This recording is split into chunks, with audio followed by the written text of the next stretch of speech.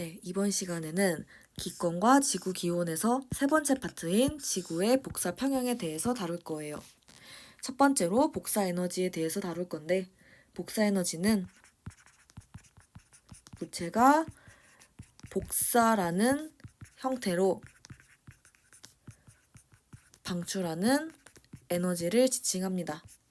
이 복사는 입자를 사용하지 않고 에너지를 전달하는 형태였어요. 그래서 전도, 대류, 복사 이렇게 3인방은 반드시 세트로 기억을 하라고 말씀드렸어요. 복사 에너지에 대해서 조금만 더 살펴보자면 모든 물체는 복사 에너지를 방출합니다. 그리고 물체의 온도와 복사 에너지의 방출량은 비례한다는 특징을 가져요. 이 부분에 대해서 더 추가적으로 설명드릴 부분이 있는데, 태양은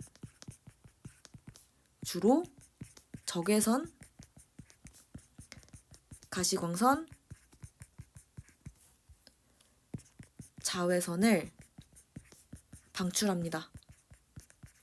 그리고 지구는 적외선을 주로 방출을 해요. 이유를 살펴보자면 간단한데, 태양은 온도가 높잖아요. 그래서 에너지가 높은 자외선까지 방출할 수 있는 거고, 지구는 상대적으로 온도가 낮기 때문에 적외선까지만 방출할 수 있어요. 배경 지식을 살펴보자면 에너지가 낮은 쪽이 적외선이에요. 점점 에너지가 높아질수록 가시광선이 되고, 그 다음에 자외선이 되고, 그 다음에 에너지가 점점 커집니다. 그래서 적외선으로 갈수록 에너지가 낮고 자외선으로 갈수록 에너지가 높아요. 그래서 지구는 에너지가 낮은, 온도가 낮은 상태이기 때문에 적외선까지밖에 방출을 못했어요. 그러면 여기서 궁금한 점이 생길 수가 있는데, 왜 태양은 온도가 높으면 자외선까지만 방출을 하면 되지? 왜 얘네들도 방출을 하는 걸까? 라고 생각할 수가 있거든요. 이 부분은 비율을 들어서 생각을 하면 좀 좋습니다. 예를 들어 보면 힘을 100만큼 줄 수 있는 사람이 있다고 가정을 해볼게요. 맥시멈이 100만큼이에요. 이 사람한테 50만큼만 힘을 줘, 아니면 10만큼만 힘을 줘 라고 했을 때 가능할까요? 불가능할까요? 라를 따졌을 때 가능합니다. 가능하고 10만큼의 힘도 가능해요. 반대로 힘을 50만큼 주는 게 맥시멈인 사람이 있다고 해볼게요.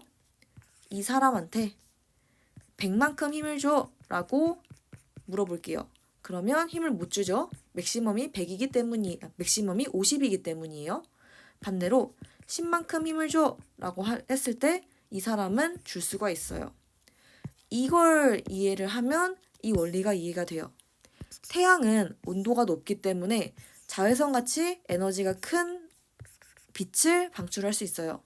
근데 힘을 좀 적게 줘서, 즉 에너지가 더 작은 빛을 방출을 하는 게 가능하다. 왜? 맥시멈이 자외선인 거예요. 그렇기 때문에 더 힘을 적게 줘서 그보다 에너지가 낮은 가시광선과 적외선을 방출하는 게 가능하다. 에너지가 높은 게 힘을 적게 줘서 에너지를 적게 방출하는 건 가능하지만, 반대로 에너지가 적은 빛이 힘을 강하게 줘서 강한 빛이 되는 건 불가능하다라고 받아들여 주시면 됩니다. 그래서 복사 에너지는 여기서 마무리를 하고 그 다음에 복사 평형에 대해서 알아볼게요.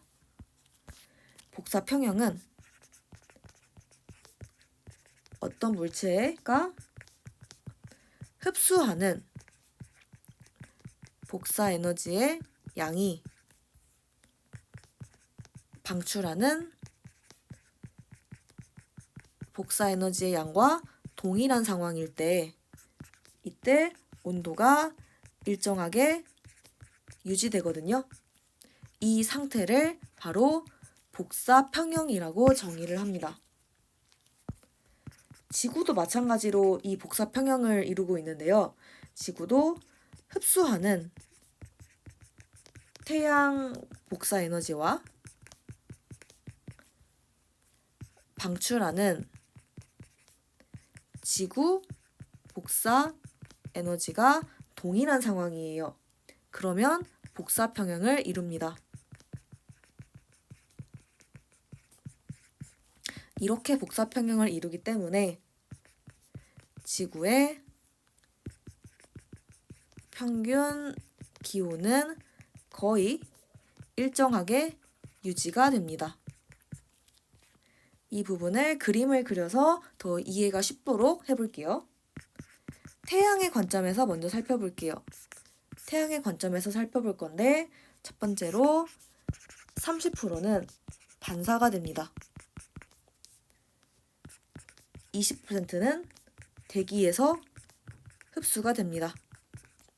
나머지 50%는 지표면이 흡수를 합니다. 그 다음에 지구의 관점에서 봐볼게요. 지구에서 첫 번째로 지표에 대해서 볼 거예요. 지표에서 우주로 방출되는 열이 있어요. 또한 대기로 흡수되는 열도 있어요. 대기의 관점에서 살펴볼게요. 대기의 관점에서 보면 지표로 다시 방출되는 에너지가 있어요. 그리고 우주로 방출되는 에너지가 있습니다. 이 지표랑 대기를 합한 게 지구라고 보시면 돼요. 이 부분에서 50%, 20%를 합해 볼게요. 두 개를 합하면 70%가 됩니다. 그리고 숫자로는 명확하게 안 나와 있지만 우주 방출이라고 되어 있는 부분을 합해 보면 이 부분은 70%가 된다고 해요. 그래서 이 부분을 다시 글로 정리를 해보자면 태양은 70%를 지구가 흡수하도록 제공을 해줍니다. 제공을 해주죠? 제공을 하고 지구를 중점으로 봤을 때 지구는 지표와 대기로 구성이 되니까 이거를 복합적으로 고려를 하면 70%를 우주로 방출합니다. 두 개 합해서 70% 방출하죠. 이 두 개를 비교를 했을 때 값이 동일합니다. 70%, 70% 동일해요. 즉 내가 얻은 거 70, 나가는 거 70인 상황이에요. 이거를 지구의 복사평형이라고 부릅니다. 지구의 복사평형으로 인해서 지구의 평균 온도는 거의 일정하게 유지가 된다라는 특징을 가집니다. 이렇게 해서 복사평형에 대해서 마무리했고 두 번째로 온실 효과에 대해서 다뤄볼 거예요. 온실 효과는 지표에서 방출하는 지구 복사 에너지의 일부를 대기가 흡수했다가 지표로 방출하여 지구의 평균 기온이 높게 유지되는 현상을 지칭을 합니다. 글로만 보면 이해가 쉽지 않긴 하지만 나중에 그림으로 설명을 드릴 거고 지금은 잠깐 글로만 설명을 드릴게요. 이렇게 온실 효과가 지구에 나타나기 때문에 지구는 대기가 없는 경우보다 높은 온도에서 복사평형을 이룬다는 특징을 가집니다. 온실 효과가 있기 때문이에요.